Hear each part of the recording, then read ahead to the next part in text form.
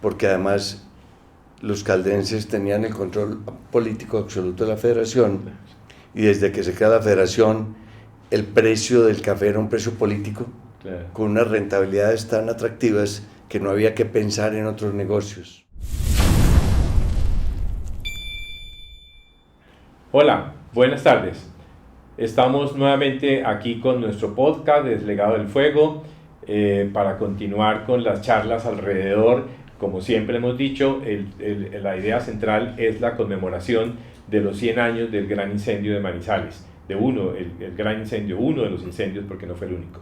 Y vamos a hablar hoy sobre economía, vamos a hablar de cómo se da ese proceso de la economía de la colonización antioqueña en el minifundio cafetero a finales del siglo XIX, y luego la llegada del café y lo que significó el café en la economía de la región y en la riqueza de la región. Y por supuesto, no vamos a hablar de hoy, pero sí que ese momento de hace 100 años, más o menos, 120 años, fue esa riqueza que generó riqueza para todo el mundo en esta región a raíz del café. Para eso invitamos al doctor Guillermo Trujillo Estrada. Él es un economista de la Universidad Javeriana de Bogotá, es manizaleño de pura cepa, pero de herencia aguadeña, también hay que decirlo, porque hemos visto también en la vez pasada, cuando hablamos de caminos, hablamos de la importancia de esa familia Estrada, precisamente arrieros de la familia Estrada, que fueron primero esa comunicación por esos caminos de herrería, llevando cargas y todo lo demás, se enriquecieron de esa forma, después se vuelven cafeteros y finalmente vienen a Manizales, y Guillermo es una descendiente de esa familia.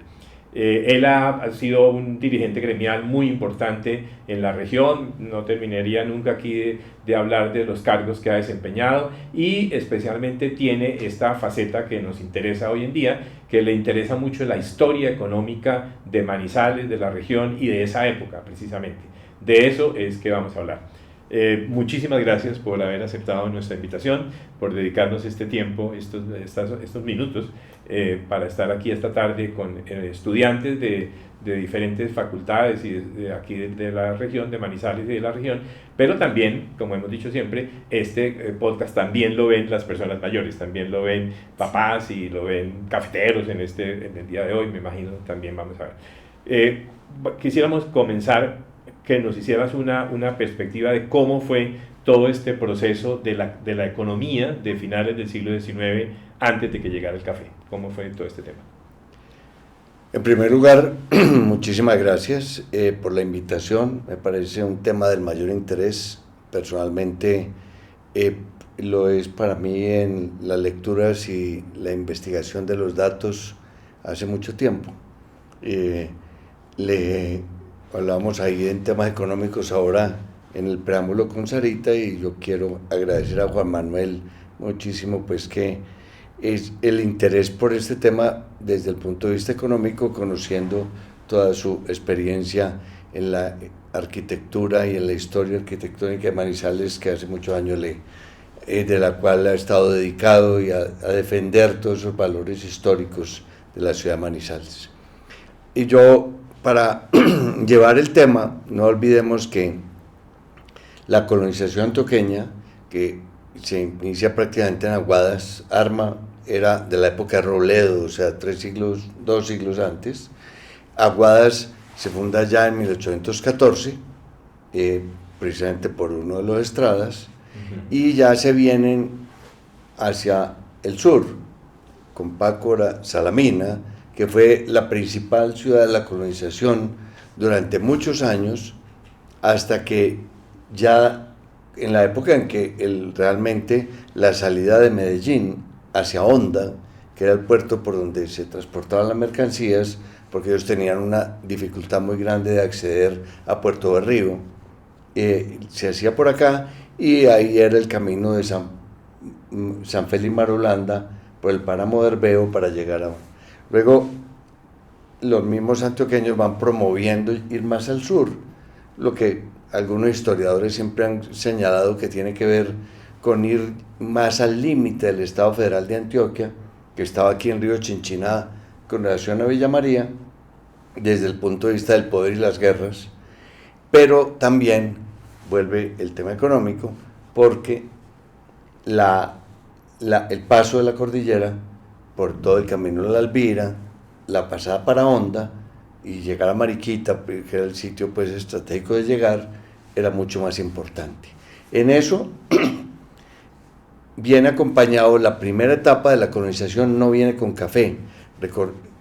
Hago una anotación, y es que el café, hasta 1890, el 90% del café de Colombia se produce en Santander. Desde el siglo XVIII se produce en Santander, y realmente se encuentra esta actividad para la colonización, y que se empieza a dar por el tema de la estructura de la tenencia de la tierra. No olviden, para no ahondar en esos temas, que aquí hubo una concesión de tierras, claro. Que toda la compañía, pues la concesión Aranzazu, y eso acabó siendo un negocio de valorización de tierras, y los ricos se quedaron con las tierras ganaderas, que eran las tierras de cordillera, que todavía tiene una estructura de tenencia de gran formato, y la tierra que daba para el Cañón del Cauca, también ganadera.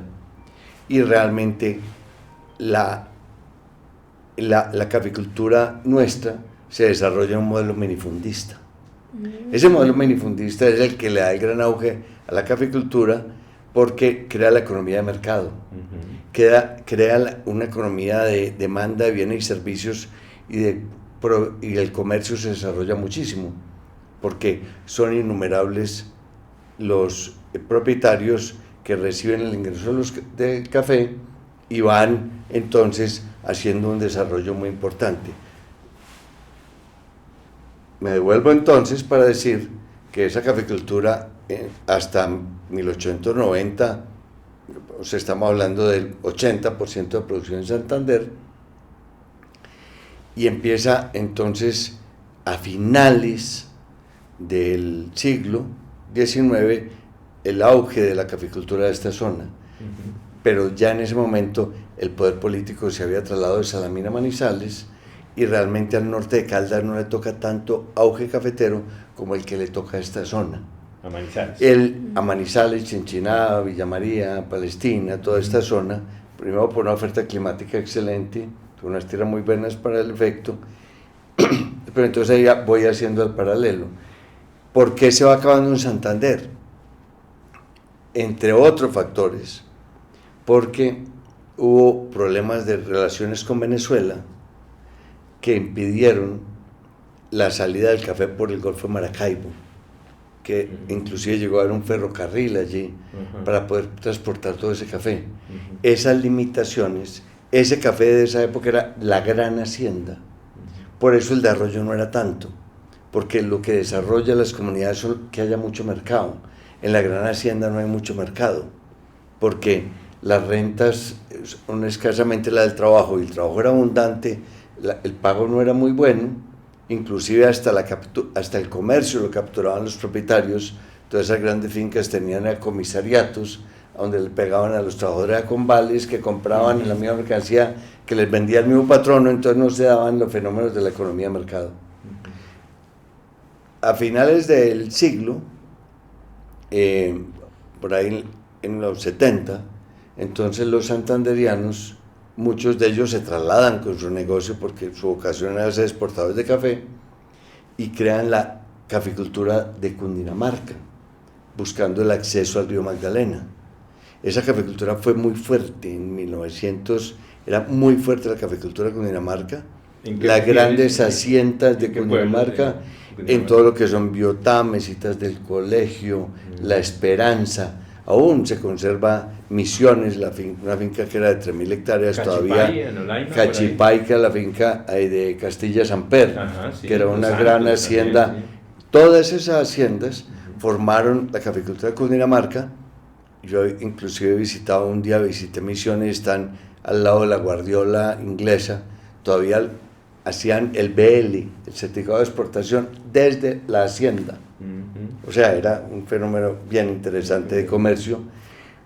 ¿Qué sucede ya en los 30? Esa caficultura la empieza a destruir, nace el sindicalismo en Colombia, aparece María Cano a crear el primer sindicato de cogedores de café en Biotá. La líder. Y los conflictos agrarios, porque era una caficultura de gran formato. Y ahí entonces la base cafetera colombiana es basada en el minifundio, que no era una caficultura basada en la gran hacienda, sino en los pequeños productores que iban, que eran sus propios patronos, eran dueños de su tierra y eran los productores de café. Entonces, lo que hace grande la caficultura realmente es el modelo del pequeño productor, porque genera economía de mercado, genera demanda de bienes y servicios, genera autonomía en los recursos financieros. Entonces se va viniendo esa caficultura hacia nuestra zona y aparecen todas estas comunidades antioqueñas que empiezan a crecer un Manizales a unas velocidades vertiginosas. ¿Y esto se da por el norte de Antioquia o parejo también por aquí mismo en Manizales? No, en Antioquia había arrancado la caficultura primero por el sur, lo que llaman el suroriente, que son básicamente Sonsón, Abejorral, claro, que era de donde salieron los colonizadores nuestros. sí. En esa zona había una caficultura y ahí estuvieron pues hombres muy ricos que tenía origen en la minería. Uh-huh. Y que fueron cafeteros muy importantes, como fue don Lorenzo Jaramillo y don Alejandro Ángel, que fue uno de los primeros exportadores y fue de los que vino e invirtió en Manizales, ya en esa banca que se desarrolló más adelante, cuando Manizales tuvo el auge del café. ¿Antes o después de los Pinzón? Socio con los Pinzón. Los Pinzón llegan de Santander, esa migración santanderiana buscando tierras para café. Ellos cuando llegan al Águila, pues profesamente a sí, eso, claro, vienen buscando la oportunidad económica para el café, uh-huh, porque ya se había frustrado la de Santander. Y ellos llegan aquí, fundan a la finca El Águila, aquí en Neira, empieza todo este auge cafetero y ellos fueron los que trasladan, mire lo que va sucediendo, un sistema dual, que hoy todavía lo tenemos, entre la caficultura de gran formato, que desarrollan los Pinzón, don Justiniano Londoño con la Arabia, aparecen comerciantes exportadores como don Pedro Uribe Ruiz, que fundan prácticamente pues Palestina, medio Palestina era de esa familia, allí crean Trilladora y compañía exportadora desde Palestina. Uh-huh. Y todo esto en el intercambio comercial empieza a generar una cantidad de oportunidades económicas tremendas para Manizales, no solo lo que usted ya ha analizado desde el punto de vista de edificaciones, inversión, crecimiento poblacional, etcétera, que no es el caso de esta charla, y el comercio internacional convierte a Manizales en una ciudad que tenía contacto con el mundo. Y tenía un gran contacto con el mundo porque exportábamos el café de aquí. Por Marsella lo bajaban por un paso que llamaba el Jorge Isaacs, para llevarlo a Buenaventura, y empieza a pasar, y ahí empiezan los Estrada, parientes míos o mis ancestros, que eran los grandes transportadores con don Justiniano Londoño. Tenía las recuas de bueyes y mulas, pero se habla de 8 y 10 mil animales, uh-huh, y que eran los que llevaban el café hasta Honda. Pero eso llevó a que también, como poseían los dólares que generaba el café, entonces eran quienes tenían la capacidad de importar. Entonces los importadores del país se vuelcan sobre Manizales buscando esos dólares. Uh-huh. Las grandes casas de importadores estaban aquí, y Manizales prácticamente surtía de mercancía desde Medellín hasta Pasto. No existía el Canal de Panamá. Claro. Más adelante podemos ver que parte de la importancia Manizales la pierde cuando se abre el Canal de Panamá, porque el eje del occidente colombiano pasa a ser Cali y deja de ser Manizales. Uh-huh. Eso coincide pues con la creación del Banco de la República en el año 23 y todo ese poder económico financiero que Manizales tiene ya en los años 20, antes del incendio, para llegar siempre al incendio, estamos hablando de que aquí llegaron a 5 bancos, no había un banco central, todos podían emitir moneda, emitían títulos, pagarés, la gente los adquiría, pero unos bancos poderosos que llegaban, por ejemplo, a ofrecer los servicios comerciales a los exportadores de café, de transarle la mercancía, llevarle la mercancía, ser operadores logísticos. Y en aquel entonces, las grandes casas importadoras de café norteamericanas eran las que financiaban realmente toda la operación, y los exportadores de acá, muchos eran fondeados a través de estos bancos que ya había en Manizales, y ahí aparecen pues don Manuel Mejía, que fue gerente de banco, Sinforoso Campo, que también fue gerente de banco, el Alejandro Ángel tuvo un banco aquí, Antonio Arango, o sea, aquí era la economía del país, giraba en función del café, porque aquí estaban los bancos, estaban los dólares, estaba el eje central para atender el occidente colombiano, y eso llevó a que también apareciera el gran formato de la caficultura. Entonces, ese gran activo que tiene el café, que es la economía campesina,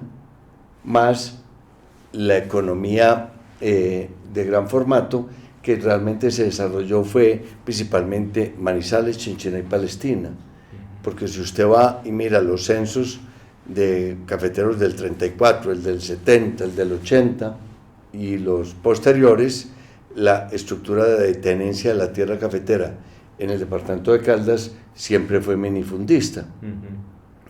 Ese auge cafetero, posterior a que, cuando ya en 1915-20 esto era tan fuerte, pues también trae otra migración antioqueña, que fue la que fue a dar al Líbano, Tolima, pasando aquí por Murillo, que fue un municipio muy importante, y se hace ya en el siglo XX, a principios, todo el ejercicio de la creación de la caficultura del departamento del Quindío, que se extiende hasta Caicedonia y Sevilla, que prácticamente eran esa parte del norte del valle, que realmente eran parte, ese era realmente lo que se conformó como el eje cafetero, que era la caficultura de Gran Caldas.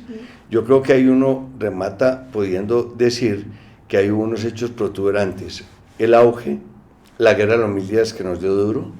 Claro. En el año 21 tuvieron una crisis económica los exportadores, que también eran muchos cultivadores, porque los cogió un aumento del precio del café brutal, que les impidió cumplir los compromisos, y tuvieron muchos que entregar sus tierras al American Coffee, la tierra en el valle del señor Gutiérrez, que era una tierra grandísima, porque no pudieron honrar sus compromisos. Realmente esas dificultades económicas fueron las que originan la creación de la Federación Nacional de Cafeteros en 1927. Entonces se juntan, después de todo este auge de 1880-1890, hasta después del incendio, se juntan la creación del Banco de la República, Ley 45 del 23, que le quita la autonomía a los bancos que había aquí. Pasa en el 21 la crisis de los exportadores de café, y vienen los incendios, que yo simplemente complemento, y ustedes han estudiado más eso, con el poder político tan grande que ya tenía Caldas, que apenas había sido fundada en 1905, pero que era el bastión conservador más grande. Estamos en el régimen conservador que veníamos desde Núñez, y eso algunos historiadores, digamos, sostienen que gran parte de la indemnización de Panamá fue lo que acabó viniendo en el gobierno de Pedro Nel Ospina, por el poder político que iba pegado al poder económico. Y yo creo que en ese momento era el económico el que generaba gran parte del poder político dentro del Partido Conservador, que llevó a que muchos de los recursos, según los autores, vinieron a la gran cruzada nacional por la reconstrucción de Manizales, que es donde aparece pues el cemento que usted ha investigado, primeras importaciones de don Guillermo Gutiérrez desde Dinamarca, y todo lo que sucede en la construcción de la arquitectura republicana, pues que además creció poblacionalmente la ciudad, porque aquí era donde estaban todas las opciones, y esa caficultura entonces se consolida de una forma enorme, llevando a que Caldas pasara a ser el primer departamento productor de café de Colombia. No, es muy interesante lo que nos cuentas, porque a lo largo del podcast, pues yo creo que hemos también visto cómo la economía se va transformando a la vez que la sociedad también se va transformando con la economía. Entonces, mi pregunta pues ahora es, ¿cómo la sociedad se fue transformando después de venir de un auge del café a volver a bajar, digamos, económicamente? Digamos, yo no creo que ha bajado tanto, sino que las otras regiones tuvieron un crecimiento relativo mayor. Okay. Realmente, yo siempre tengo un interrogante, que nosotros, el capitalismo cafetero nos quitó mucha creatividad, porque era unas rentas capturadas muy fácil, porque además los caldenses tenían el control político absoluto de la federación, y desde que se crea la federación el precio del café era un precio político, claro, con unas rentabilidades tan atractivas que no había que pensar en otros negocios. Entonces la sociedad se fue adormeciendo con esto, y yo creo que versus la sociedad del antes, que era la sociedad de exportadores arriesgados, aquí hace un siglo hablaban inglés, francés, los juegos florales de Maizal eran en francés, la gente era internacionalizada, las familias se iban un año para Europa, porque aquí había eran más afrancesados que vinculados a los Estados Unidos. Intelectualmente era la flor nacional de la intelectualidad estaba aquí, claro, pero todo eso va junto con la internacionalización, que lo que produce desarrollo de los pueblos es el intercambio comercial. Yo tengo siempre interrogantes, una línea de investigación que desde luego no tengo la disciplina de hacer, que es ¿qué hubiera sucedido si no hubiera existido la federación y aquí el comercio del café hubiera seguido siendo de compañías exportadoras manizaleñas que hubieran generado acumulación grande de capital, internacionalización de los empleados, las familias, todo el mundo hubiera estado afuera, porque la riqueza individual que eso hubiera generado. Por el contrario, el otro lado de la moneda es que la federación convierte eso en una riqueza colectiva, porque empieza a remunerar por igual a los pequeños que a los grandes, por el estándar del precio del café. Porque es una federación, porque es un ejercicio de acción colectiva, en donde no se puede discriminar a nadie, claro, pero entonces de esa manera el estímulo para ir en otros eslabones de la cadena desaparece, porque usted acaba siendo un buen agricultor que tiene un precio muy bueno. Y ahí viene el poder político.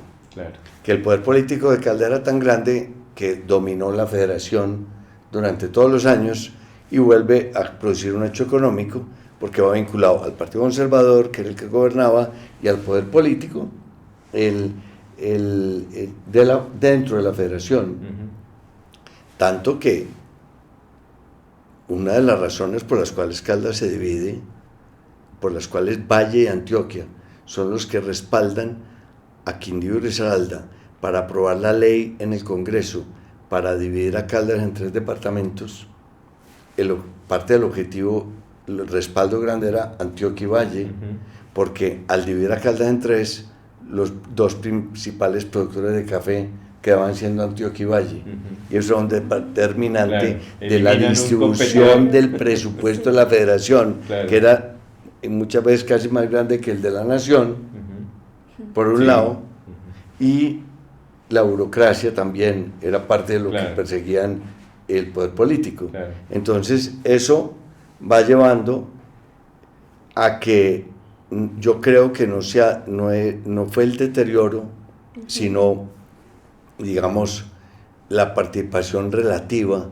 de Caldas, porque usted empieza a ver una Antioquia que tiene un desarrollo endógeno, tiene un mercado interno muy grande, pero tiene una capacidad industrial enorme, porque tiene una cantidad de acumulación de capital y tiene la capacidad de armar, como arman todo en Antioquia, que tiene origen en la minería, por el riesgo de la minería, que es las famosas natilleras, y así fundan Coltejer, Fabricato, fundan todo, y viene el proceso de industrialización de Antioquia después de los 20, que se vuelve la primera ciudad industrial del país. Cali, por su vinculación, la apertura del Canal de Panamá, su vinculación de Cali se convierte en la ciudad, la cuna de la multinacional en Colombia. En el año 70, Cali tenía 57 compañías multinacionales.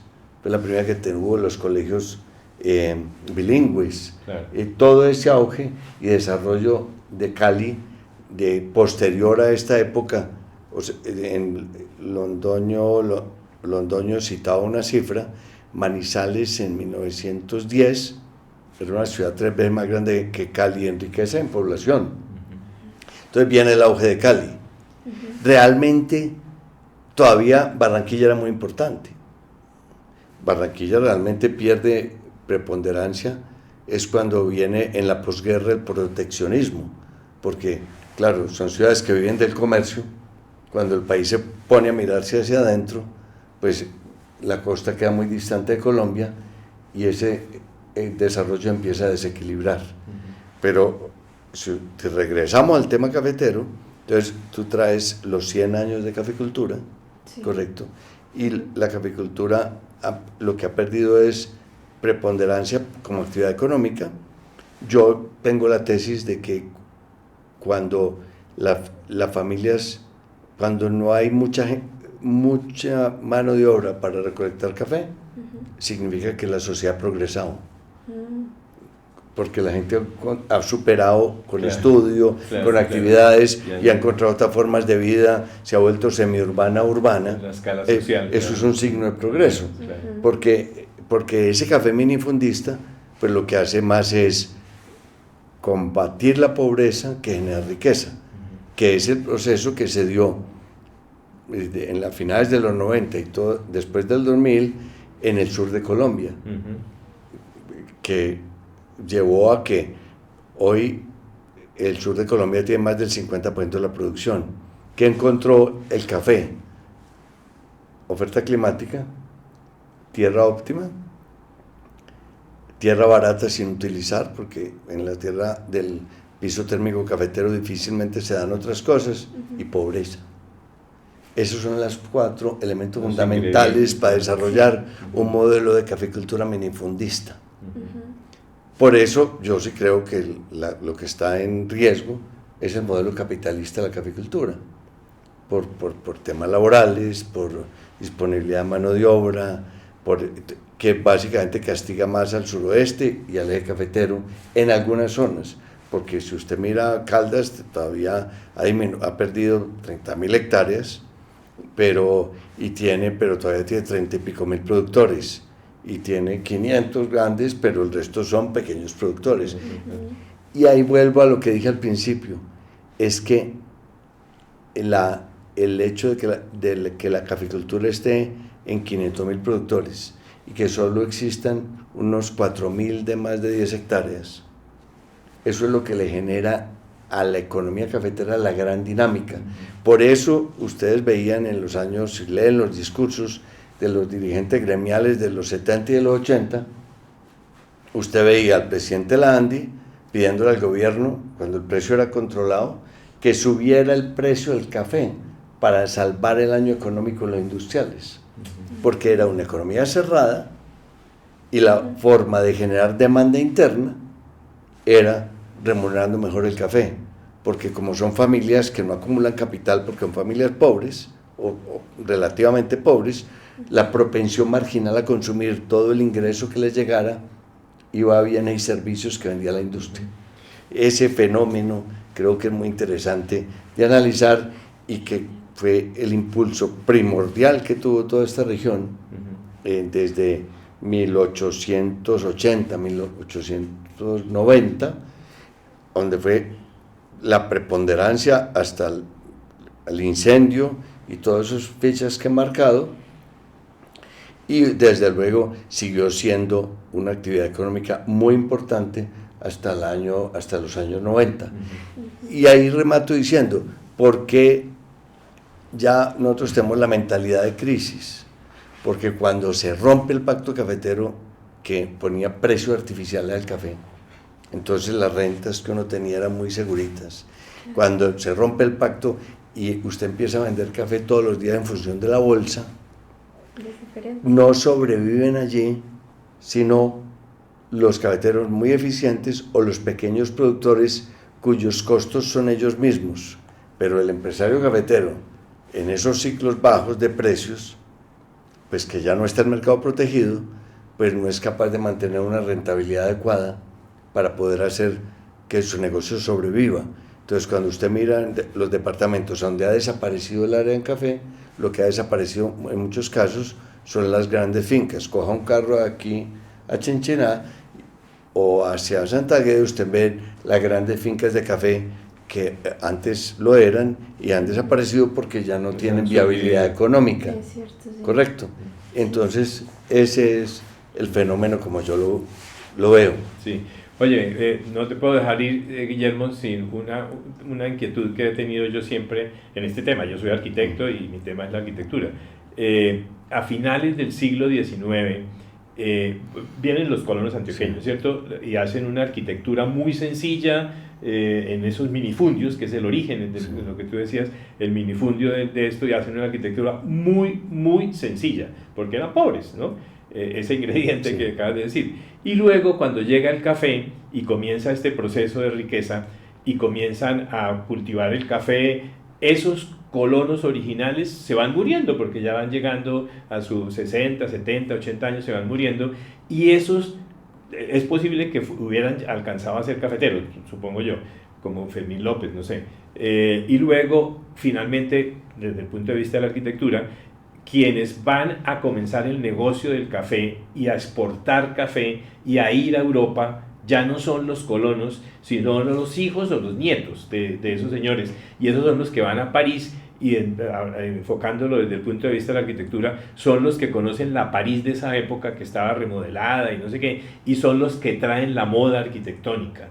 Por eso a mí me parece, mi teoría es que es muy mal adjudicado el título que le dio Néstor Tobón de Calarcá, precisamente, que fue mi profesor en la Universidad Nacional, que llamó eso arquitectura de la colonización antioqueña. La arquitectura, por ejemplo, de Salamina o de Aguadas de hoy, la que vemos hoy, no fue hecha por los colonos, fue hecha por los hijos o los nietos o de pronto los bisnietos, ¿verdad?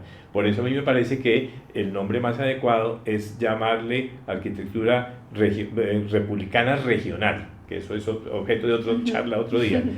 Pero ¿qué piensas tú de eso? Yo pienso, y eso yo creo que todavía lo ve uno, que esa primera etapa, no urbana, sino rural. Fue de esa arquitectura del colono, que era simple, austera, piso de tierra, sencilla. Realmente, quienes hacen la arquitectura de los libros bonitos, como diría yo por molestar, son los que migran después, claro, y encuentran la oportunidad de negocio capitalista y empiezan a construir la gran hacienda, de las cuales hay casas todavía bellas, unos beneficiarios espectaculares. Ellos son los que empiezan a hacer esa arquitectura y construyen esas edificaciones, que es una arquitectura post-colonos, y yo creo que no tenía ni siquiera vinculación familiar, sino son los que vienen posterior a buscar el negocio. Por ejemplo, el tema de Palestina no estuvo en la colonización, es en la etapa posterior cuando se viene don Pedro Uribe Ruiz, funda las grandes haciendas en esa zona, y eso se convierte en un emporio económico correcto. Ese tipo, y usted se va por la cabaña y encuentra unas casas bellísimas. Ese tipo de cafeteros, ojo que no debemos olvidar que había unos que eran cafeteros comerciantes, que también recogían el café de los pequeños productores, eran exportadores y eran los que lo comerciaban. Entonces ahí se daba, eran cultivadores y además eran comerciantes, compradores de café y exportadores. Uh-huh. Sí. Pero eso fue, y el símbolo de poder era la gran hacienda. La gran hacienda, claro. Correcto. Y después, cuando ya se van desarrollando mucho más, que emigran hacia las ciudades, se van a la casa se vuelve casa de trabajo y recreo. La finca. La finca. Y se vienen a vivir a Manizales y hacen hacen sus palacetes republicanos. Claro.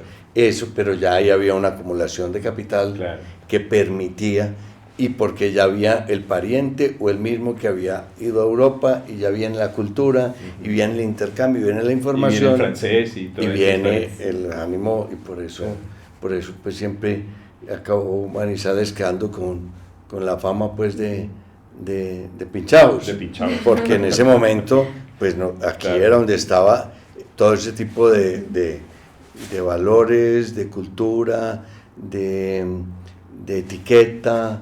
O sea, si usted coge un libro de Ernesto Gutiérrez, donde cuenta cómo los Estrada traían una parihuela, los pianos desde Honda, Claro. que en una casa donde no había piano, ese era un signo de distinción. Claro. Correcto. Entonces usted empieza a sumar todo ese tipo de cosas, y era parte de la expresión de la riqueza, pero era una riqueza que iba unido a un intercambio cultural con el mundo, Por supuesto. que muy poquitas regiones lo tenían. Por supuesto. Sí. Y eso que lo da el comercio. Claro. Bueno, muchísimas gracias, profe, muchas gracias Guillermo también por estar hoy en este día en el podcast El Legado del Fuego. No olviden que estaremos aquí todos los miércoles subiendo un nuevo capítulo del podcast, y que pues se suscriban acá abajo y piquen a la campanita para que les llegue la notificación de nuestro podcast cada semana. También los queremos invitar a que se unan a nuestro Instagram, a que nos sigan @legadodelfuego1, y bueno, nos veremos el próximo miércoles en este canal.